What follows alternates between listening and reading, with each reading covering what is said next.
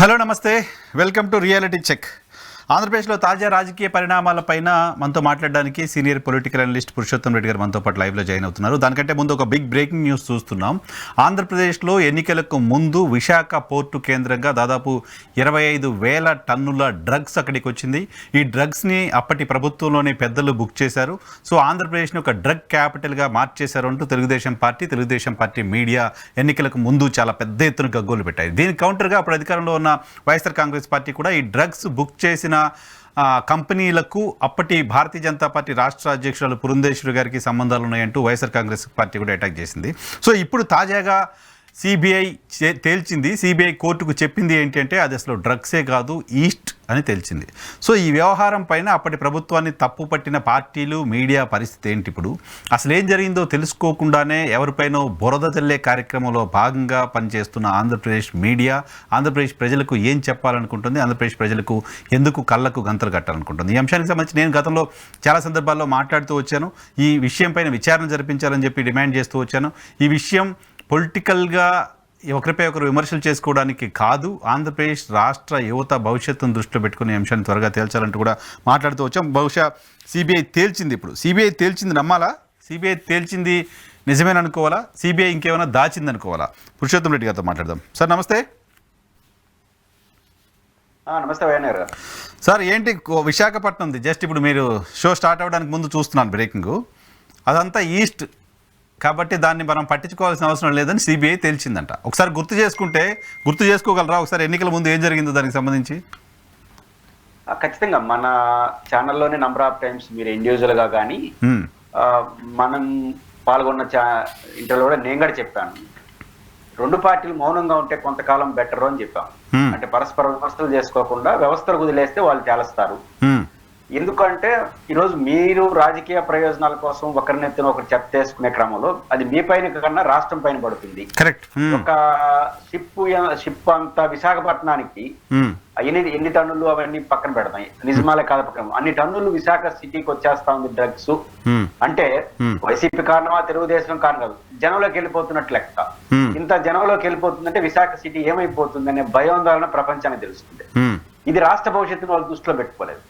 సరే రాజకీయ పార్టీలు ఎన్నికల సమయంలో దిగజారినాయి అనుకుందామంటే వాళ్ళ దిగజారుతనాన్ని అడ్రస్ చేయాల్సింది, తప్పు పట్టాల్సింది, ప్రజలకు సందేశం ఇవ్వాల్సిన మీడియా అంతకన్నా ఎక్కువ దిగజారింది. ఈ పదం వాడచ్చు అనుకుంటా. అసలు డైరెక్ట్ గా పేరుతో రాసేసి వాళ్ళు వీళ్ళని ఇలా జడ్జిమెంట్ ఇచ్చేస్తే గందరగోళం మెసేజ్ వెళ్ళింది. కాబట్టి మీడియా అనేక సందర్భాల్లో మనం చాలా సందర్భాల్లో అభిప్రాయాల్ని ఒక 10% ఎక్కువ తక్కువ చేసి చూపడానికి ఉత్సాహం అనుకోవచ్చు, కానీ ఉల్టాగా మాట్లాడాడు. జరిగింది జరగని దాన్ని హెడ్డింగ్లు పెట్టేసి మాట్లాడకూడదు. సోషల్ మీడియా గురించి చాలా ఎక్కువ మాట్లాడుతున్నాం. సోషల్ మీడియాలో సోషల్ సైకోలు అని మనం చేస్తున్నది రోజు హెడ్డింగ్లు పెట్టేసి క్యాప్షన్స్ పెట్టేసి శాటిలైట్ సైకిల్ అని పేరు పెట్టాలి. అది దురదృష్టం. ఎందుకంటే ఇన్ఫ్లుయెన్స్డ్ మీడియా ఇంత దారుణంగా ప్రవర్తిస్తే ఏం కావాలి? కాబట్టి ఈ రోజు సంతోషం, నిజంగా సిబిఐ చెప్పింది నిజమైతే రాష్ట్రానికి రాలేదని తేలితే మనం అందరూ ఆనందించాల్సిన అంశం. ఎందుకంటే రాష్ట్రం క్లీన్ గా ఉంది, ఇంత దారుణం జరగట్లేదని మన యూత్ బాగుందనడానికి ఉపయోగపడుతుంది తప్ప ఇంకోటి కాదు. ఇంకైనా ఆ మీడియా బాగుంటుందని నేను అనుకోను. ఆ మీడియా ఏం తెలుసో తెలియకుండా చేస్తే మనం అడ్వైజ్ చేయొచ్చు లేదా తప్పు పట్టచ్చు.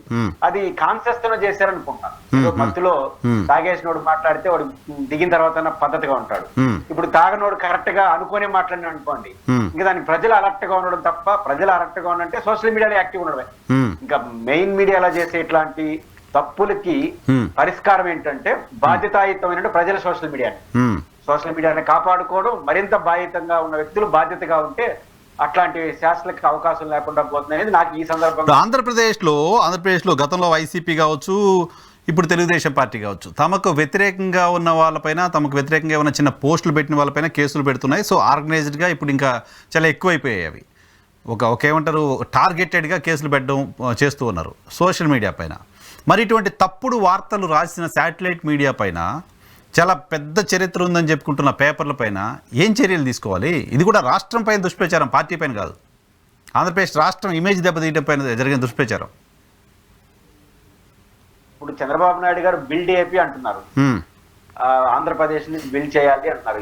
ఇది ఆంధ్రప్రదేశ్ చంద్రబాబు నాయుడు గారైనా ఏ పార్టీ నాయకుడైనా డ్రగ్స్ అనేది బిల్డ్ ఏపీకి పనికొచ్చేది కాదు, మనకు ప్రధానటువంటి వనరుగా ఉన్నటువంటి యూత్ పాడైపోయేదానికి అవకాశం ఉన్న డ్రగ్స్ మన రాష్ట్రానికి వచ్చేసిందని తప్పుడు ప్రచారం చేయడం ద్వారా రాష్ట్ర బిల్డ్ ని దెబ్బతీసినట్టే కదా. ఆంధ్రప్రదేశ్ మొత్తం డ్రగ్స్ మాఫియా అయిపోయింది అని చెప్పడం ద్వారా అసలు గంజాయి సాగు మనకు ఎడ్డింగ్ గడ చూస్తే ఉత్తరాంధ్రలో గంజాయి సాగు వైసీపీ నాయకుడు చేశారని మీ కోపాన్ని ఉత్తరాంధ్రలో గంజాయి సాగు లేకపోతే ఫలానా చోట గంజాయి సాగు ఇన్ని వేల ఎకరాల్లో గంజాయి పండిస్తున్నారు అంటే ఆంధ్రప్రదేశ్ మొత్తం గంజాయి వనంగా మారిపోయిందనే చెప్పడం రాంగ్ అని ఇప్పుడు తేలిన తర్వాత ప్రభుత్వం బిల్డ్ ఏపీ అని ప్రభుత్వం ఏం చేయాలి, వాళ్ళపైన బిల్డ్ చేయాలి కేసు ఎవరైతే తప్పుడు ఆరోపణలు చేసినారో, అది ఏ మీడియా అయినా కావచ్చు.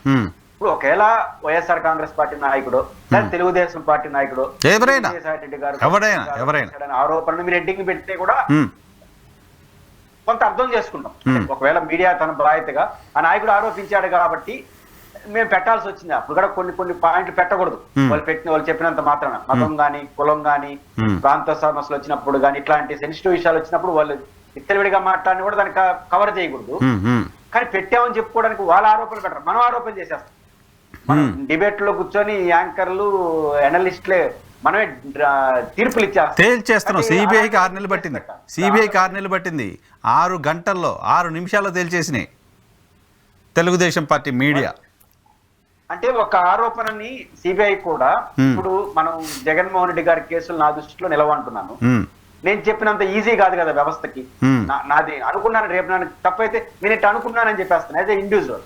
కానీ వ్యవస్థ నిరూపించాలంటే దాన్ని సావధానంగా అన్ని డిబేట్ చేయాలి. సమాజం కూడా ఇది నిగ్గుదేల్చారనే ఫీలింగ్ రావాలి.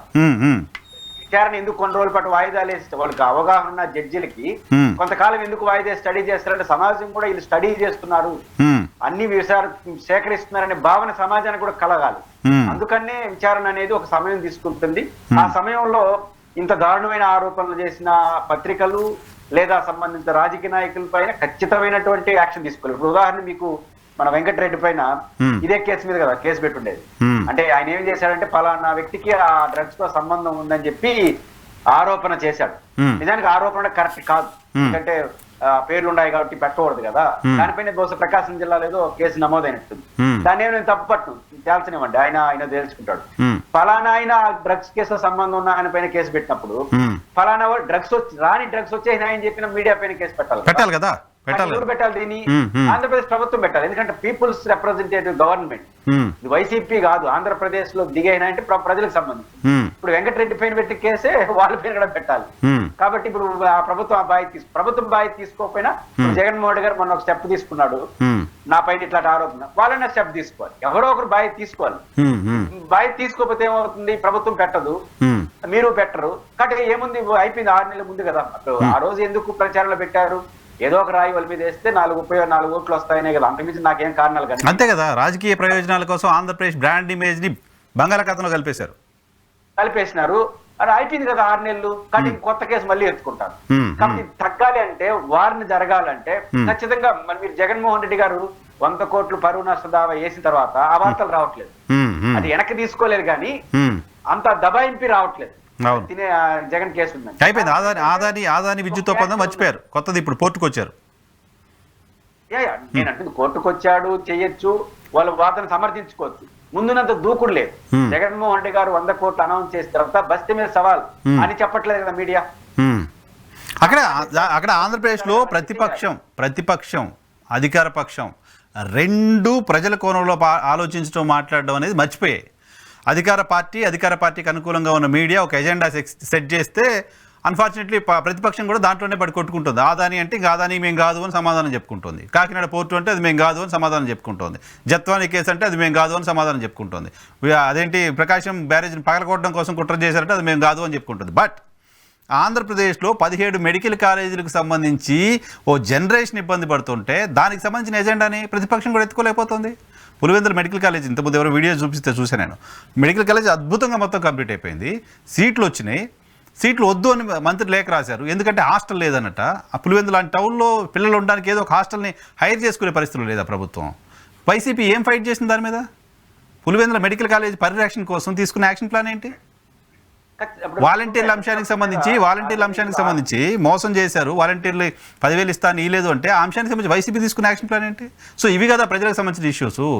తెలుగుదేశం పార్టీ మీడియా ఒక ఎజెండా సెట్ చేస్తే దాని చుట్టూ తిరిగే ప్రయత్నంలో ప్రతిపక్షం కూడా ఉండడాన్ని ఎలా చూస్తారు? నేను ఇక్కడ ఒకటి ఎలక్షన్ అయిన 6 నెలల సమయంలో ఉన్నాం అనేది ఒక వాస్తవం.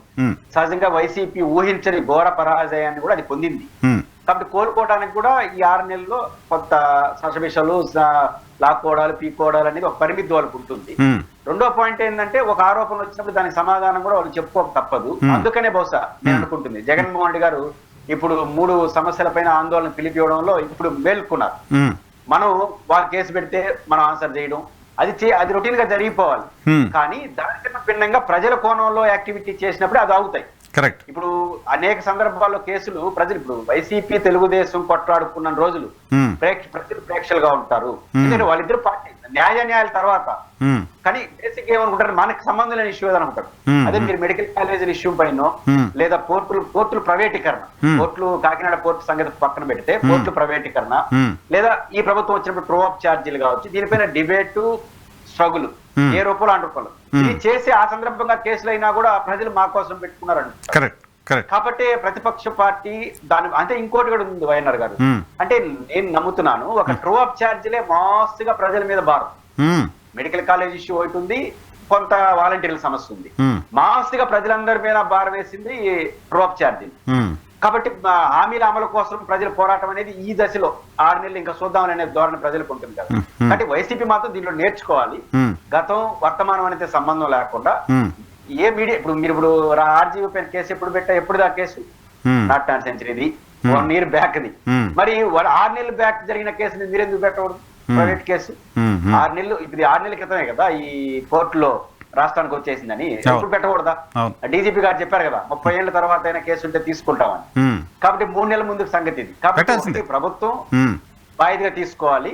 ఒకవేళ వాళ్ళు తీసుకోకపోతే నష్టం జరిగిన ఆంధ్రప్రదేశ్ కావచ్చు, కానీ పొలిటికల్ గా నష్టపోయింది కూడా మీరు, ఆ రోజు ఫేస్ చేసింది మీరు. కాబట్టి వైఎస్ఆర్ కాంగ్రెస్ పార్టీ కూడా దీనికి ముందుకు రావాల్సిన అవసరం అయితే ఉంది. రైట్. ఈ కాకినాడ పోర్టు వ్యవహారాన్ని ఎలా చూస్తారు? కాకినాడ పోర్టు దగ్గరికి వెళ్ళి పవన్ కళ్యాణ్ గారు చెప్పిన మాట నేను విన్నది, నాకు గుర్తుంది, తెలుగుదేశం పార్టీ మీడియా ఈవెన్ రాసింది, కాకినాడ పోర్టు నుంచి అక్రమ బియ్యం తరలించేస్తున్నారు, దీన్ని ఆపాలి, నన్ను కూడా అక్కడికి వెళ్లకుండా అడ్డుకుంటోంది మాఫియా అన్నారు ఆయన.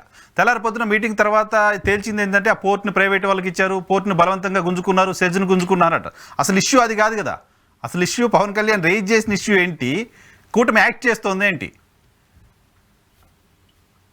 అంటే పవన్ కళ్యాణ్ గారు తాను ఏదైతే ప్రతిపక్ష నాయకుడిగా చెప్పాడో అది ఆయన కూడా మర్చిపోయాడు. ఇప్పుడు ఆయన మర్చిపోయిన తర్వాత కూటమి ఎట్ట గుర్తుంటుంది? ఇప్పుడు ఆయన ఏమంటాడు, బేసిక్ చాలా అంశాల్లో ఆయన చెప్పిన విషయాలకి భిన్నంగానే మేనిఫెస్టోనే ఉంది.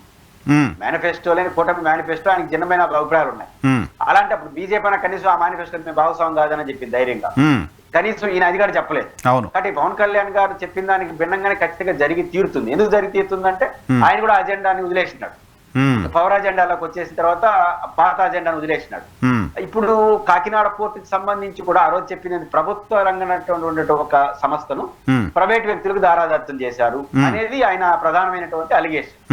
ఇప్పుడు ఏమైంది, ఆ ప్రైవేట్ వ్యక్తి చేతుల్లో ఉన్నటువంటి ఆస్తిని వైఎస్ఆర్ కాంగ్రెస్ పార్టీ సంబంధించిన నాయకులు తమ అధికారంలో వచ్చినప్పుడు కొంత ఎంక్వైరీ జరిపించి షేర్లు బదలాయింపు చేసుకున్నారు, దబాయించని. ఇప్పుడు ఆయన కేసు పెట్టాడు.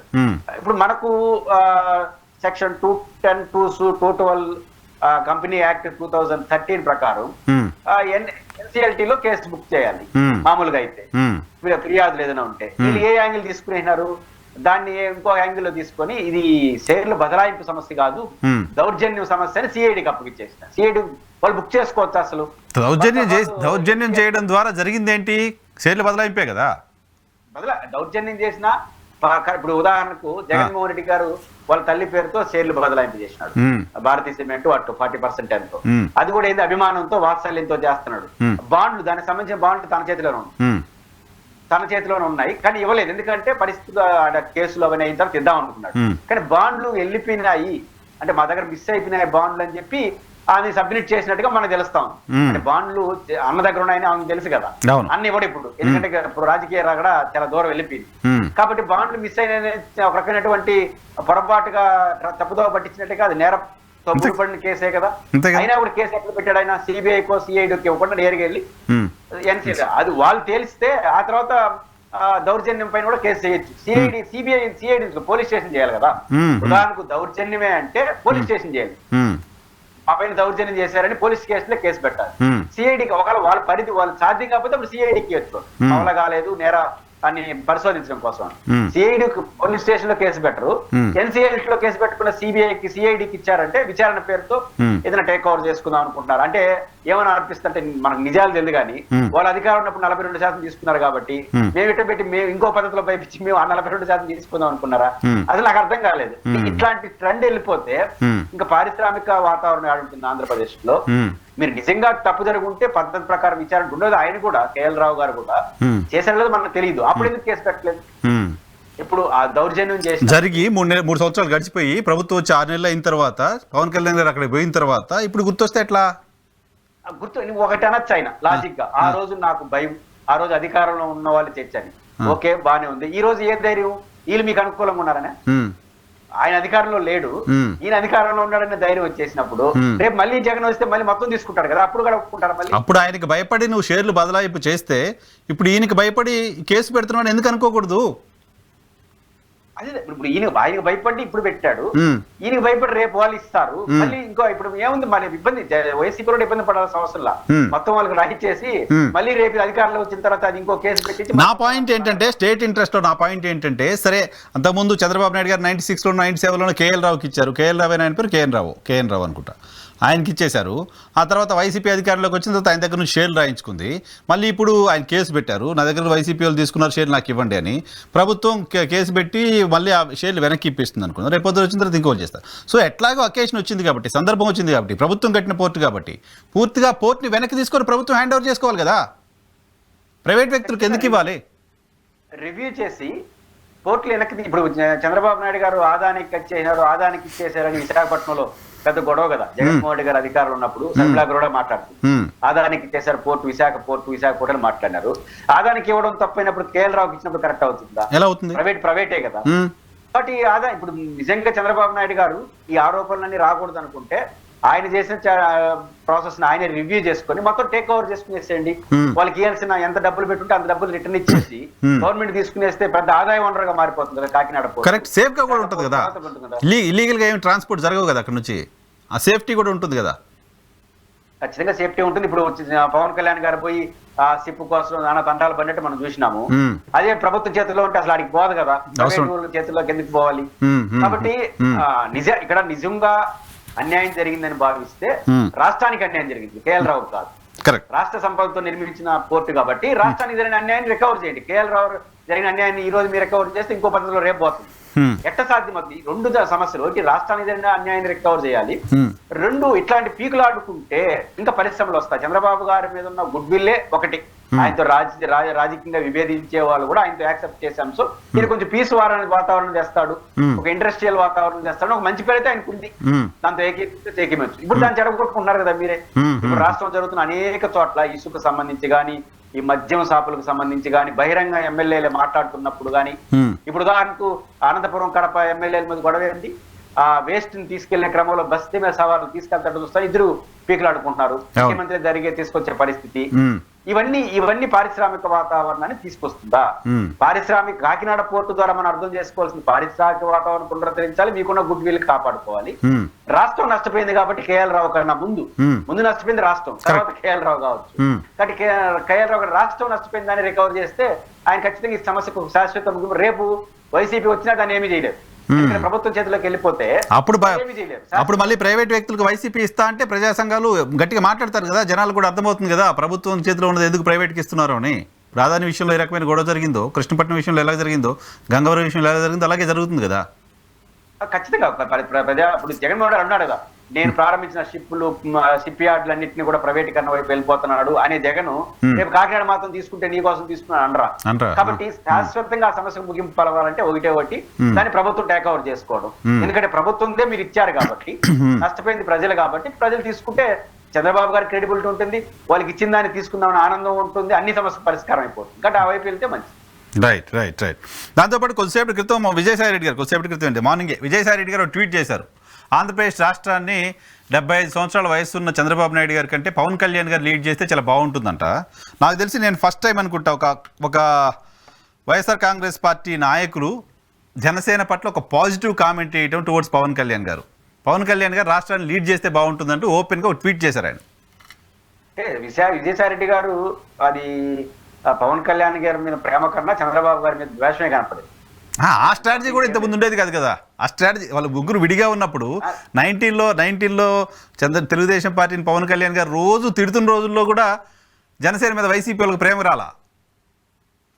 అంటే ఇక్కడ ఏమవుతుందంటే ఆయన ఒక ఇంటర్వ్యూలో నేను విన్నాను, మీరు ఎప్పుడు పవన్ కళ్యాణ్ గారిని ఏమనరంట కదా అంటే, నేను ఆయన నన్ను ఆయన ఏమన్నాడు, ఆ గౌరవం నాకు ఇద్దరి మధ్య ఉందని చాలా కాలం. అంటే జగన్మోహన్ రెడ్డి గారు పవన్ కళ్యాణ్ మీద హోరాహోరీ దత్తపుత్రుడని, ఆయన ఏ జగన్ అని ఇట్లా మాట్లాడుతున్న రోజుల్లో కూడా మీరు ఎందుకు మాట్లాడారంటే నాకు పవన్ కళ్యాణ్ అంటే మంచి అభిప్రాయం ఉంది, నన్ను కూడా ఆయన ఏమన్నాడు, ఆయన నేను అన్నాను అన్నాడు.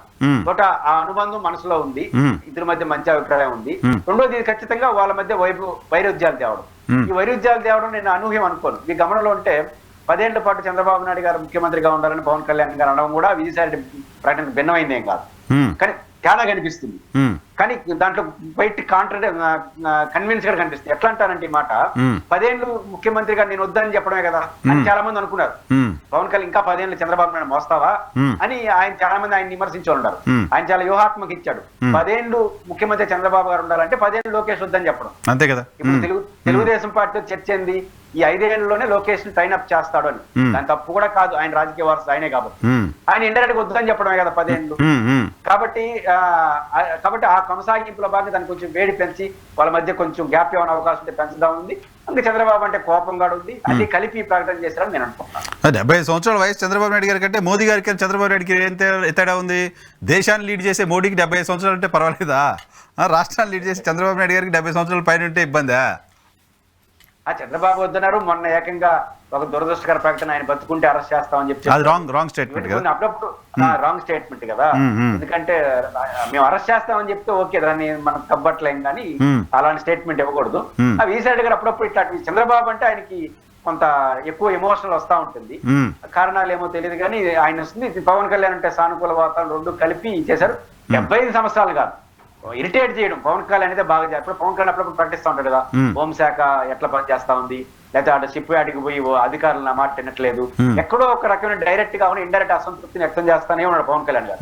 ఆ అసంతృప్తి వ్యక్తం చేసినప్పుడు ఇట్లాంటి వ్యక్తి ఉంటే బాగుంటుంది కదా, ఇట్లాంటి వ్యక్తి అని చెప్పడం ద్వారా ఆ రెండు కూటమిల మధ్య ఎక్కడో ఒక చోట గ్యాప్ వస్తే మనకు సంతోషం కదా. గ్యాప్ రావాలని కోరుకుంటారు ఏ పరిస్థితి అయినా. ఆ గ్యాప్ రావాలని కోరిక, పవన్ కళ్యాణ్ తో గుడ్ రిలేషన్, చంద్రబాబు అంటే ఇరిటేషన్, మూడు కలిపి బహుశా ఆయన అట్లా ట్విట్టర్ లో పెట్టుంటాడని అనుకుంటున్నాను. విజయసాయి రెడ్డి గారు ఈ మధ్య ఢిల్లీకి వెళ్ళి అమిత్ షా గారితో సమావేశమయ్యారు. అమిత్ షా గారితో విజయసాయి రెడ్డి గారి సమావేశం అనేది చాలా ఫార్మల్గా కనపడుతున్నప్పటికీ గతంలో ప్రతిపక్షంలో ఉన్న తెలుగుదేశం పార్టీ అమిత్ షా అపాయింట్మెంట్ దొరకడం కోసం రోజుల తరబడి, నెలల తరబడి, ఆ మాటకు వస్తే సంవత్సరాల తరబడి వెయిట్ చేయడం మనకు తెలుసు, చూసాం. అలాంటిది ఆంధ్రప్రదేశ్లో తమ కూటమి అధికారంలో ఉన్న సమయంలో ప్రతిపక్ష పార్టీకి సంబంధించిన విజయసాయి రెడ్డి గారికి పిలిచి ఆయన అపాయింట్మెంట్ ఇవ్వడం, మాట్లాడడం, దీనంతా ఏ రకంగా చూడాలి? అమిత్ షా గారిని మనకు తెలిసి ఇప్పుడు కనపడ్డాడు ఫోటోలు. నాకు తెలిసి ప్రధానమంత్రిని తప్ప మిగతా అందరినీ ఆయన బుద్ధి పుట్టినప్పుడు అందరూ కలుస్తున్నాడు. కాబట్టి మనకు అపాయింట్మెంట్ ఇచ్చి కలిశాడు అనేది కాదు, క్యాజువల్ గా కలిసే చనువు ఆయనకి ఉంది. గత 10 ఏళ్లుగా ఆయన వైఎస్ఆర్సీపీ రిప్రజెంటేటివ్ గా, మనటైతే సుబ్బారెడ్డి గారు పార్లమెంటరీ పార్టీ నాయకుడు అయ్యాడు కానీ అంతకుముందు ఆయన కదా 10 ఏళ్ళు లీడ్ చేశాడు. కాబట్టి ఆయనకు విస్తృతమైన 10 ఏళ్ళు బీజేపీ అధికారంలో పైపించు చాలా సందర్భాల్లో కాంగ్రెస్ మీద విరుచుకుపడుతున్నాడు ఆయన రాజ్యసభలో. ఒక దశలో నెహ్రూ పరిపాలన మీద విరుచుకుపడ్డాడు. ఢిల్లీ రాష్ట్ర హక్కులకు సంబంధించి వచ్చినప్పుడు చాలా అసలు బీజేపీ నేతల కంటే ఎక్కువగా బీజేపీ కన్నా ఎక్కువ మాట్లాడినాడు. కాబట్టి ఎంతో బీజేపీ పట్ల ఆయన గౌరవం కాదు కానీ గుడ్ రిలేషన్స్ వల్ల ఆయన అట్లా మాట్లాడుతున్నాడు. అది మన జగన్ కూడా లాభమే. రేపు ఏదైనా కొంచెం కోఆర్డినేషన్ చేసుకోవడం అని కూడా అనుకోండొచ్చు. ఏ కారణం రీత్యా మంచి రిలేషన్స్ ఉన్నాయి. నేను తెలిసి అపాయింట్మెంట్ అనేది టెక్నికల్ తప్ప, ఒక ప్రధానమంత్రిని తప్ప ఆయన చాలా మందిని చాలా క్యాజువల్ గా కలిసేస్తుంటాడు. ఇప్పుడు కలవడం వల్ల ఈ కాకినాడ పోర్టు, ఈ కేసులు, ఈ గొడవల వల్ల దీనికే కలిసినాడా, ఇదేమన్నా పరిణామాలు వస్తాయని చర్చనీయాంశం అవుతుంది తప్ప ఆయనకి మంచి రిలేషన్స్ అయితే కేంద్రంలో ఉన్న పెద్దలందరితో బాగున్నట్టయితే బీజేపీ నాయకులే ఆఫ్ ద రికార్డుగా ఒప్పుకుంటూ ఉంటారు. కాబట్టి అందువల్లనే బీజేపీ జాతీయ నాయకులను ఆయన సమర్థిస్తాడు, రాష్ట్ర నాయకులు చెప్తా ఉంటాడు. తెలుగు బీజేపీ అంటారు కదా, బీజేపీని తెలుగు బీజేపీ అంటుంటారు ఆయన. రైట్. ఆంధ్రప్రదేశ్లో రేషన్ అక్రమాలకు సంబంధించిన చర్చ చూస్తున్నాం సార్ చాలా రోజులుగా. రేషన్ అక్రమాల పైన ఒక సిట్ని ఏర్పాటు చేసింది ఈరోజు ప్రభుత్వం. సో ఈ సిట్ నిజంగానే తేలుస్తుందా? ఆంధ్రప్రదేశ్లో నేను ఓపెన్గా స్టేట్మెంట్ ఇవ్వగలను, చాలా నియోజకవర్గాల్లో 80-90% పైగా నియోజకవర్గాల్లో రేషన్ మాఫియా ఎమ్మెల్యేలకు కప్పం కడుతోంది, లక్షల్లో భారీగా కప్పం కడుతోంది. సో అటువంటి ఎమ్మెల్యేలంతా ఈ సిట్ని పనిచేయనిస్తారా? సిట్ రేషన్ అక్రమ రవాణాని ఆపగలుగుతుందా? ఎలా జరుగుతుందో కనీసం తేల్చగలుగుతుందా? ఫైనల్ ఇక్కడ ఒక హేతుబద్ధమైన చర్చ రాష్ట్రంలో ఏం జరగాలంటే, రేషన్ సమస్య ఎందుకు వచ్చింది, నిజానికి ప్రభుత్వం ఒక ర్యాపిడ్ స్టెప్ తీసుకోవాలి. గతంలో జగన్మోహన్ రెడ్డి అధికారంలో ఒక అధికారితో నేను పేరు ప్రస్తావించండి, నేను మాట్లాడాను. రేషన్ బియ్యానికి సంబంధించి అప్పుడే ఒక పరిశీలన జరిగింది. చాలా వరకు రేషన్ బియ్యం వినియోగదారుడు ఉపయోగించుకోవట్లేదు. కరెక్ట్. వినియోగదారుడు ఉపయోగించుకున్నప్పుడు ఖచ్చితంగా అది బ్లాక్ మార్కెట్ వెళ్తుంది. అది స్మగ్లింగ్ అమ్మామా, ఇదే సార్ అమ్మామా, ఏదైనా సరే మన మెయిన్ మోటివ్ దెబ్బతింటా ఉంది. కారణం ఏంటంటే మనం ఇచ్చే బియ్యంని ఆ వినియోగదారుడు ఇడ్లీ వడ లాంటి, మా రాయలసీమ భాష చెప్పండి, ఇడ్లీ వడ లాంటి వాటికి మాత్రమే, ఇడ్లీ దోశ లాంటివి వాడుతున్నాడు, మిగిలింది అమ్మేస్తున్నాడు. దాన్ని 2 రకాలుగా పోతుంది. ఒకటి ఈ బ్లాక్ మార్కెట్ లో అమ్మేస్తున్నారు షేపల్లోని, ఇంకొంచెం చోట్ల ఏం చేస్తారు 20 రూపాయలకు అమ్ముతున్నారని, కొంతమంది కొనుక్కొని బల్క్ గా అమ్ముతున్నారని, దాన్ని కొంచెం పాలిష్డ్ చేసుకొని స్మగిల్ చేసే క్రమంలో 40 రూపాయలు కూడా మామూలు రైస్ లాగా అమ్మేస్తున్నారు. అంటే వినియోగదారుడు ఎవరైతే ఈ ఫ్రీ రైస్ తీసుకుంటున్నాడో వాడు 10-20 రూపాయలకు అమ్మేసి మళ్ళీ వైట్ రైస్ 50 రూపీస్ కొంటున్నాడు. ఇది గమనించినటువంటి వైసీపీ ప్రభుత్వంలో ఒక చర్చ జరిగింది. మనం ఎందుకు దీన్ని ఆపేసి మనం ఎట్లా డిపిటీ ద్వారా చేస్తున్నాం కదా, ఎంతైతే మనం 1 కిలో బయట కొంటున్నామో ఆ కిలో 5 కిలోలు అయితే 540 రూపాయలు అంటే 20 రూపాయలు, 200 రూపాయలు అట్లా డైరెక్ట్ గా ఆ వినియోగదారుడికి డెలివరీ చేసేద్దాం అకౌంట్ కి. ఇప్పుడు ఎట్లా బయట కొంటున్నాడు కాబట్టి ఒక గౌరవప్రదంగా ఉంటుంది, కరప్షన్ కి అవకాశం లేకుండా ఉంటుందంటే ఆ రోజు చాలా మంది ఎమ్మెల్యేలు అడ్డుకున్నట్టు నేను విన్నా ఆఫ్ రికార్డ్ గా. ఎందుకంటే ఇప్పుడు మీరు చెప్పిన దానికి కోయిన్సిడ్ అవుతుంది. అప్పుడు కొన్ని ఈ మీడియా సంస్థలు చాలా ఉత్సాహపరిచి ఈ పేరుతో ఉచిత బియ్యానికి పంగనామా పెట్టేస్తాను జగన్ అని రాసేసి, మరి ఇప్పుడు సిట్టేసింది దేనికోసం? నేను ఆ రోజు వాళ్ళు రాశారు కాబట్టి ఈరోజు జగన్ మన చంద్రబాబు అని నేను అంటాను. చంద్రబాబు గారికి సిట్ దాని వల్ల కాదు, బ్లాక్ మార్కెట్ కాదు, నిజమైన వినియోగదారుడు మనం ఇస్తున్నటువంటి పథకాన్ని ఉపయోగించుకుంటున్నాడా లేదని పైన విచారణ చేయాలి. ఎగ్జాక్ట్లీ స్కీమ్ అమలు ఎందుకు ఇప్పుడు ఇన్ని టన్నులు, 100 టన్నులు, 1000 టన్నుల బియ్యం బయటికి వెళ్ళిపోతుంటే ప్రతి నెల ఒక్క వినియోగదారుడు కూడా నాకు బియ్యం రాలేదు, నా బియ్యం ఎక్కడికో పోయింది అని కంప్లైంట్ చేయాలి అదే రాష్ట్రంలో. అంటే వినియోగదారుల వైపు నుంచి బాధితులు ఎవరు కనపడట్లా. There is no victim. ఎందుకు కనపడే మీరు చెప్పిన పాయింట్ కి కంటిన్యూషన్ ఏంటంటే, మీరు ఏమంటారు ప్రతి ఎమ్మెల్యే కప్పం కడుతున్నారు అనే దానికి ఇదే ఉదాహరణ, ఇదే ఆధారం. ఏంటంటే మీరు చెప్పినట్టు బాధితుడు బ్లాక్ మార్కెట్ యాడనో జరిగిపోయింటే బాధితుడు ఈదుల్లోకి వచ్చుంటాడు, నా బియ్యం నాకు కాలేదని. బియ్యం సరాసరి వినియోగదారుడికి వెళ్తా ఉంది. 1 కోటి ఇళ్ళ 80 లక్షల ఇండ్లకి నేరుగా వెళ్ళిపోతా ఉంది. అక్కడి నుంచి కాకినాడ పోర్టుకి అందిందంటే వినియోగదారుడి నుంచి రేషన్ డీలర్ నుంచి ఒక మనిషి, అక్కడి నుంచి చెక్ పోస్టులు, అక్కడి నుంచి జిల్లా బార్డర్లు, అన్ని బార్డర్లు దాటిన తర్వాత కాకినాడ పోర్టు. కరెక్ట్. అంటే స్మగ్లింగ్ యాడ్ జరుగుతుంది వినియోగదారుడితో చేతులు మారే దగ్గర నుంచి కాకినాడ పోర్టు వరకు జరుగుతోంది. మీరు కాకినాడ పోర్టులో విచారిస్తే ఏం తేల్తారు? కాబట్టి మొత్తాన్ని తేల్చాలంటే మీరు అన్నట్టు లోకల్ స్థాయిలో సపోర్ట్ లేకుండా జరగదు. కాబట్టి పవన్ కళ్యాణ్ గారు మంత్రి కూడా వాళ్ళే కాబట్టి ఖచ్చితంగా విస్తృతంగా ఉంది ఈ స్మగ్లింగ్. ఇది అనేక చేతులు మారిపోయినాయి. నేను ముందు చెప్పాను కదా, వైసీపీ గవర్నమెంట్ ఉన్నప్పుడు ఈ చర్చ నడిచినప్పుడు చాలా మంది ఎమ్మెల్యేలు వద్దన్నారంటే అర్థం వారు ఆదాయాన్ని పోగొట్టుకున్నట్టే కదా. ఇప్పుడు అదే పరిస్థితున్నప్పుడు ఈ ఎమ్మెల్యేలకు వ్యతిరేకంగా సిటీ ఏం చేస్తుంది? నాకు ఈ కంటెస్ట్ లో నాకు ఒక ఐడియా ఏంటంటే జస్ట్ మీతో షేర్ చేసుకుంటాను. తమకు అవసరం లేని బియ్యాన్ని కూడా లబ్ధిదారులు ఎందుకు తీసుకుంటున్నారు అంటే, ఎందుకు వైట్ రేషన్ కార్డులోనే ఉంటున్నారు అంటే, వైట్ రేషన్ కార్డుకి చాలా ప్రభుత్వ పథకాలకి లింకప్ ఉంది కాబట్టి. సో వైట్ రేషన్ కార్డు లేకుండా వేరే క్రైటీరియా కనుక ప్రభుత్వ పథకాలకు పెడితే చాలామంది వైట్ రేషన్ కార్డుని హోల్డ్ చేయాలని ఆలోచన చేయరు.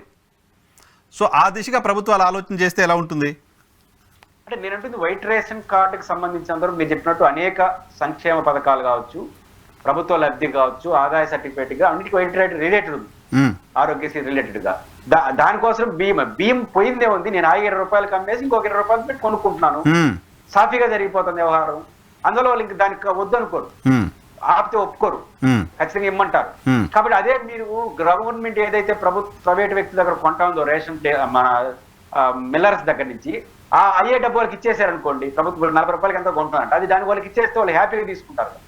అప్పుడు ఏమవుతుంది, రేషన్ కార్డు అనేది పక్కకు పోతుంది. అప్పుడు మెల్లిగా రేషన్ కార్డు కూడా రివ్యూ చేయొచ్చు. కొన్ని జిల్లాలో ఉన్న ఇళ్ళ కన్నా ఎక్కువ ఉన్నాయంట రేషన్ కార్డు. రాష్ట్రంలో ఉన్న కుటుంబాల కంటే రేషన్ కార్డులు ఎక్కువ ఉంటాయి. ఒక గవర్నమెంట్ ఎంప్లాయీస్ కి విధి లేకుండా, గవర్నమెంట్ ఎంప్లాయీస్ ఎందుకంటే విధి లేదు వాళ్ళకి, అదర్ దెన్ గవర్నమెంట్ అసలు కోటేశ్వర్లు కూడా వైట్ రేషన్ కార్డు తీసుకునే పరిస్థితి వచ్చేస్తాం. అవును. అందులో సంక్షేమ పథకాలు కాబట్టి ప్రభుత్వం సిట్ వేయాల్సింది కాదు, సమగ్ర విచారణ జరగాల్సింది. దీని వినియోగం దీంట్లో ఉన్న లోపాల మీద చేస్తే జరుగుతుంది. మీరు నిజంగా సిట్ వేస్తే మాత్రం అది జరగదు. కేవలం కాకినాడ చుట్టూ ఏదో వైసీపీ వాళ్ళు ఉన్నారు తేల్చడానికి ఏమన్నా సిట్ వేస్తే నేను చెప్పలేనులే, కానీ అదర్ దెన్ రాష్ట్రంలో సమగ్రంగా మాత్రం ఆ సిట్ పనిచేస్తుందని నేను అనుకోను. Right sir, thank you very much మా కోసం సమయం కేటాయించినందుకు. ఇది పురుషోత్తం రెడ్డి గారితో స్పెషల్ రియాలిటీ చెక్ రేపు షోలో మళ్ళీ కలుద్దాం. చూస్తూనే ఉండండి హ్యాపీ.